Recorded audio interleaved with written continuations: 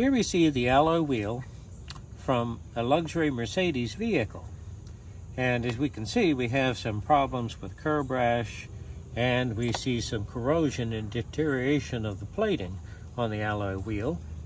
This plastic center cap is easily replaced, and one of the quick upgrades to the wheel would be to replace these lug bolts with an OEM style lug bolt from Mercedes. Let's take a look. Now here we see that this wheel looks a whole lot better. A fresh plastic Mercedes center cap and these upgraded OEM style Mercedes lug bolts. Okay, here we see an upgraded Mercedes style lug bolt, and here's a lug bolt that apparently was original with the vehicle. Now the original lug bolt is actually 17 millimeter, and this is just simply a metric 17 millimeter impact socket. Now this is a Mercedes bolt. This isn't any type of locking bolt, it just simply has that star configuration and it uses this special socket. Now you can put a 17 millimeter on this upgraded lug bolt and it will remove it. The only problem is it has a tendency to put a lot of pressure there on the points and tear it up. So you always want to use the corresponding correct Mercedes socket. Now this is a quick, easy upgrade to go from this style bolt to this style bolt on the vehicle. And obviously be sure you purchase the socket and include the socket with the vehicle. In other words, put this with the spare tire. Now obviously if you're upgrading to these Mercedes style bolts, you're going to need a full set, which is actually going to be 20. And I actually buy these in a set on eBay Motors. There are several vendors that are selling these, and they go anywhere from about $30 to about $70. And one thing is, be careful as you're a smart eBay shopper, be careful you're not buying exactly the same product for $70 that is also available for $30. And don't forget, make sure you get the correct socket. Okay, here we see Permatex Anti-Seize lubricant. What is this? Well, this is a mixture of grease, graphite, and glass beads.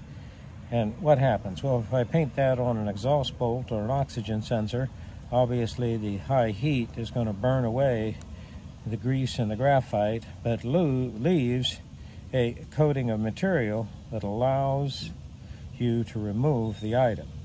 Now I like to use this on a lot of different applications. One is very nicely is lug bolts. Now am I experiencing extreme temperatures? Only from the brake rotor. But this works very, very nicely.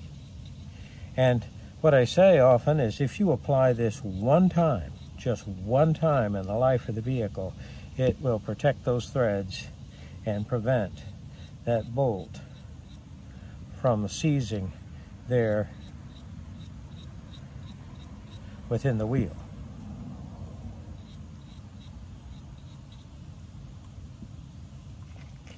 Here we see the original bolt. Now normally when you're doing wheel service, you're using an impact to remove or install the lug bolts. Now there is a torque stick, and of course you can also use a torque wrench to properly torque these lug bolts. But when was the last time that you saw at your local tire service shop where they were actually using a torque stick or a torque wrench? No, they like to use the impact. And it's true, these gentlemen are doing thousands and thousands of operations with the impact. So they have a feel for it. I'm not going to argue with them. But sometimes after several years, an extremely aggressive tightening of a lug bolt, and especially with it dry without any type of anti-seize, you find that even the impact is not taking it loose. Now some shops have the 3/4 inch impact that they bring out. Well, that's fine. But another way, which is nice, is a good long breaker bar. And remember, Archimedes there and his saying about being able to lift the world.